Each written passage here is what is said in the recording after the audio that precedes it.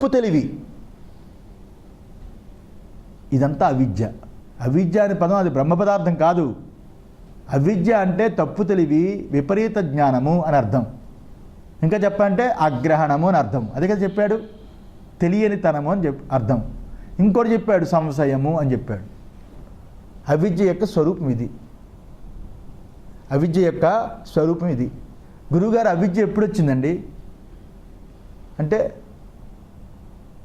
ఆ ప్రశ్న ఏంటంటే వాడి ఉద్దేశం అవిద్య అనాది అని వాడి ఉద్దేశం. ఎప్పటి నుంచో వచ్చిందని గురువుగారు చెప్పగానే అబ్బా గురువుగారు ఎలా పోతుంది గురువుగారు అది వెంటనే వాడు అనాది అనగానే ఆది లేదు నాయన, ఎప్పటి నుంచో వచ్చింది, ఎప్పటి నుంచో ఉందని. అనాది అంటే ఆది లేనిది, అంటే మొదలు లేనిది.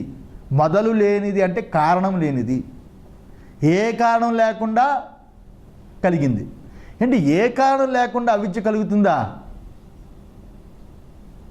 ఏ కారణం లేకుండా అవిద్య కలుగుతుందా? నాయన లోకంలో దృష్టాంతం ఉంది. ఏ కారణం లేకుండా నిష్కారణంగా ఉన్న తాడు యందు పాము పాము అని అవిద్య భ్రాంతి కలగలేదు. ఏ కారణం లేదు. ఉన్న తాడుని తాడుని తెలుసుకోకుండా పాముని భ్రాంతి చెంది భయం చెందుతున్నాం. పాము పాము పాము అని ఆ పాము పాము అని భ్రాంతి చేత ఆ పాము పాము అని తోచినప్పుడు, తోచిన సమకాలంలో ఈ అవిద్య ఎలా వచ్చింది? ఈ అవిద్య ఎప్పుడు వచ్చింది? ఈ అవిద్య దేంతో పోతుంది అని ఆలోచిస్తావా? అది అవిద్య అని తెలిసినప్పుడు అది పాము కాదు తాడని తెలిసిపోతుంది. అది అవిద్య అని తెలియదు, విద్య అది నిజమే అనుకుంటాం. పాము తోచిన సమకాలంలో ఈ పాము ఎప్పటి నుంచి వచ్చిందని కాలాన్ని, దాని కారణాన్ని వెతకం. పాము పామే. పాము పోయిన తర్వాత ఇది పాము కాదు తాడే అని తెలిసినప్పుడు అప్పుడు అనుకోం ఈ అవిద్య ఎప్పుడు వచ్చిందండి, ఎన్ని గంటలకు వచ్చింది. అది భ్రాంతి, పాము కాదు తాడని తెలిసినప్పుడు సిగ్గుపడి మొహం దించుకోవాలి. ఎప్పుడు వచ్చింది, ఏ కారణం చేత వచ్చింది, ఇవన్నీ చూసుకుంటామా? అలాగా తాడు తాడుగా కనిపించకుండా పాముగా కనిపించడము, ఎండమావులు ఎండమావిగా కనిపించకుండా నీరుగా కనిపించడము, ముచ్చిపు చిప్పగా కనిపించకుండా వెండిగా కనిపించడము, ఈ అవిద్య ఏ కారణము లేనిది. ఏ కారణము లేనిది ఏదైతే ఉన్నదో దాన్ని అనాది అంటారు. ఆది లేనిది అని అర్థం. మొదలు లేనిది, ఎప్పుడొచ్చిందో తెలియనిది అని అర్థం. ఎప్పుడొచ్చిందో తెలియనిది అని అర్థం. అంటే దేశకాలాల్లో అవిద్య వచ్చినది కాదని అర్థం. ఎందువల్ల? అవిద్యలోనే దేశకాలాదులు ఉన్నాయి. దేశకాలాల్లో అవిద్య వచ్చిందని కాదు, అవిద్యలోనే దేశకాలం. పాము అని తోచిన సమకాలంలో పాము తోచిన దగ్గర నుంచి వెళ్ళిపోయే వరకు ఎవడొస్తాడు ఇంకా రాలేదంటే ఆ పావును పోగొట్టాలి, అటుపక్క నా కొడుకు వస్తాడు, వాడు స్కూల్ నేనేదో దాటుకుని ఇటుపక్క వచ్చాను, వాడు చీకటి కనిపించదు, పాము కరిచేస్తుంది, రావడం ఎవడో వస్తే బావును, ఎవడో వస్తే దాన్ని చంపేస్తే బావును, నా కొడుకు రావాలి, చీకటి పడిపోయింది అని కాలాన్ని వాటిని అవిద్యలోనే పాము అని భయపడతాడు. అదే పాము కాదు తాడని వచ్చినవాడు టార్చ్ లైట్ వేసి చూసి చెప్పినప్పుడు అమ్మయ్య అనుకుంటాడు. అంటే అవిద్యలోనే కాలము దేశము ఉంటాయి కానీ దేశకాలాల్లో అవిద్య రాదు. అందువల్ల అవిద్య ఎప్పుడు ఏ కాలంలో ఏర్పడిందనే ప్రశ్నే సరికాదు. అవిద్య ఎవరికి అని ప్రశ్నే సరికాదు. అవిద్య ఎవరికి ఉందనుకుంటున్నాడో వాడికే. ఎవరికి ఉందనుకుంటున్నాడు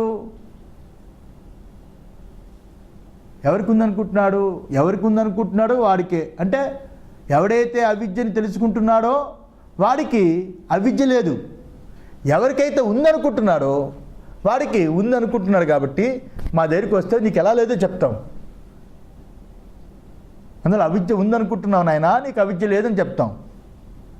ఉన్నవాడే అవిద్య ఎవరికి ఉందండి అని అడిగితే అది ఎక్స్ట్రా ప్రశ్నలు కదా, అది ఇక్కడ అర్థం. అందువల్ల ఈ రకంగా ఇక్కడ చెప్పబడింది. ఇప్పుడు భాష్యం చూడండి. ముందు పూర్వపక్షి అడుగుతున్నాడు, జానామి నతు ప్రత్యక్షేణ. జానామి నాకు తెలుసు, కానీ ప్రత్యక్షంగా తెలియదు. జానామి నాకు తెలుసు, ప్రత్యక్షంగా నాకు తెలియదు. ఆ చివరిలో అన్నాడు కదా,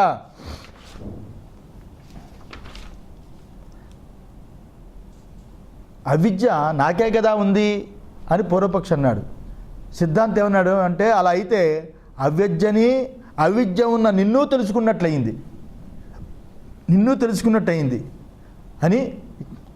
అంటే అర్థం ఏంటి? వ్యవహార దృష్టితో చూచినప్పుడు అంతఃకరణ అభిమాని అయిన జీవుడికి ఉన్నదని చెప్పినట్లయింది. అంతఃకరణ అభిమాని అయిన జీవుడికి ఉందని.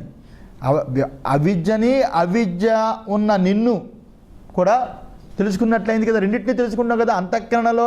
అంతఃకరణని తెలుసుకుంటున్నావు, అంతఃకరణతో పాటు అవిద్యని తెలుసుకుంటున్నావు అని సిద్ధాంతం చెప్పాడు.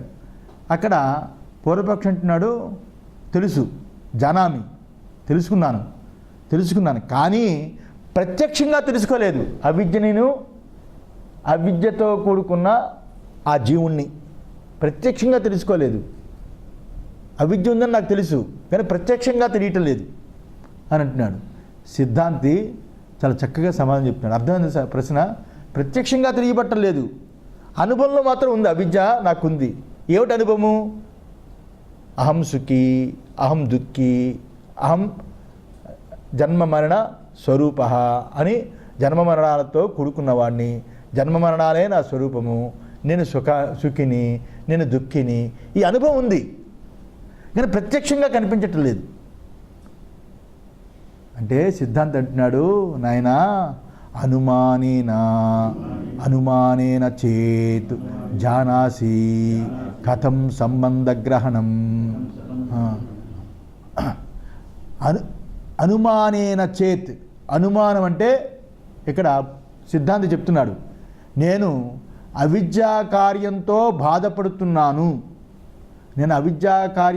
బాధపడుతున్నాను, అందువల్ల నేను అవిద్యావంతుడిని అని అనుమానం. అంతే కదా.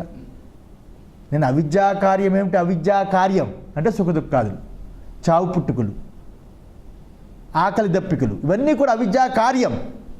అలాంటి అవిద్యా కార్యంతో బాధపడుతున్నాను కాబట్టి నేను అవిద్యావంతుడిని అని అనుమానేన చేత్, నువ్వు అనుమానం చేత గ్రహిస్తున్నావు అని. అనుమానేన చేత్ జానాసి, అనుమానం చేత తెలుసుకుంటున్నాను అని కదా నువ్వు అంటున్నావు.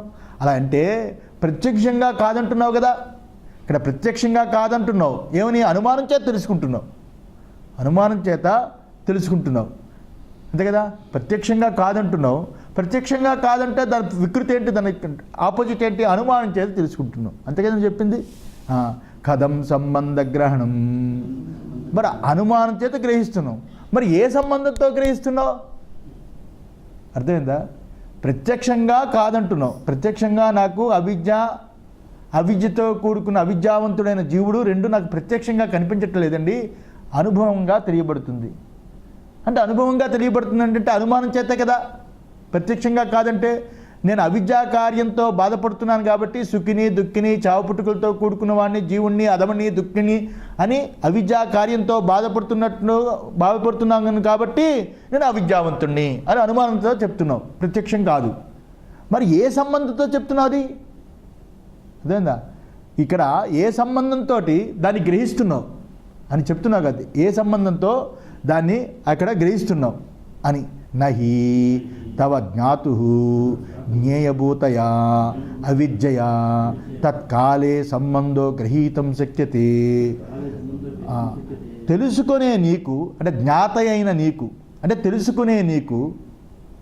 తెలుసుకునేవాడైన నీకు జ్ఞేయమైన అవిద్య అంటే తెలియబడే అవిద్య, తెలుసుకునేవాడైన నీకు తెలియబడే విషయమైన అవిద్య సంబంధము ఆ సమకాలంలోనే తెలియడానికి శక్యం కాదు.